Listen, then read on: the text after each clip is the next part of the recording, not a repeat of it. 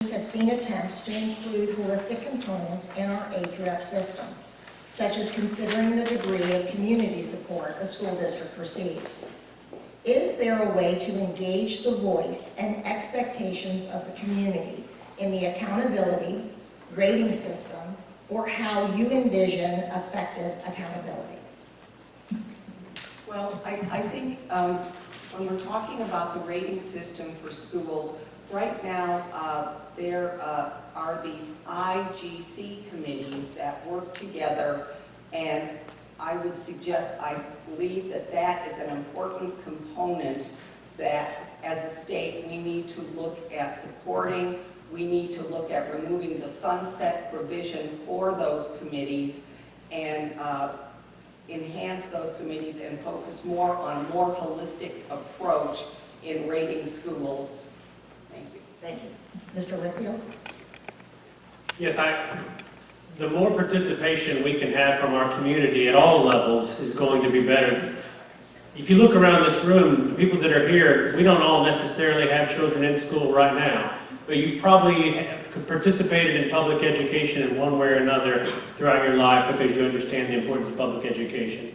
So rather than a testing system and a grading system that just focuses on one test, doesn't it make a lot of sense that we engage everyone in our community who's concerned about our schools to participate in that process?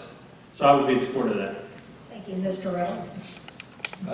Yeah, actually, it's absolutely essential that the community participate in the life of the public school. And I think that studies have shown that the more that participation exists, the better the quality of life becomes for everybody in that community, including people that have nothing to do with that public school, because in our current kind of solitary and divided society that we're living in, our public schools are becoming the focus of the community.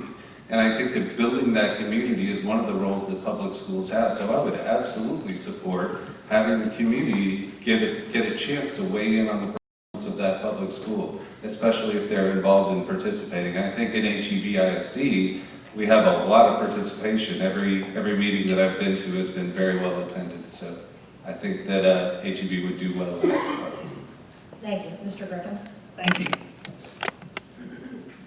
Yeah, so community-based accountability gathers data from the community, and that finds out what's important to them and reports out their progress. So I think it's vital to have the community involved in what's going on with that school. It looks different for each community depending on what they need and what they do. And there's about 40 districts, I think, that are voluntary. They're doing this, in that sense. So I think that's something we should look at and be able to pursue in order to give the students a better chance to graduate, to work with the administrators and the principals and the parents of that school to help with the accountability. Thank you. Representative Kupriyan? Thank you. We're sitting here in an A-rated school district, and I think they deserve it. A lot of folks that work for GCISD, whether it's principals, administrators, teachers, and parents and students, of course, all work very hard to get that A. A lot of that today is, not all of it, but a lot of it is still based on standardized tests. And the reason we have that at some level is to provide an opportunity for us as taxpayers, as parents, to go and look into what's going on inside the school and to be able to go and provide productive ideas on how to improve the schools. I'm absolutely in favor of creating a portion of that scoring to provide more community input. The question is how to do that. I think, quite frankly, most people should talk to their representatives and their state senators and talk about what types of valuable community ideas and enhancements should be eligible when it comes to assessment. Thank you. Mr. Gillett? So there's a direct correlation between how involved the community is and how successful the child is going to be in the education process. I think one of the problems that we have at legislatures, whether it's in Austin or it's in Washington, is this idea that we can just put cookie cutter solutions anywhere and then we can fix the problem. If we can just have a centralized bureaucracy think hard enough, we can think our way out of it.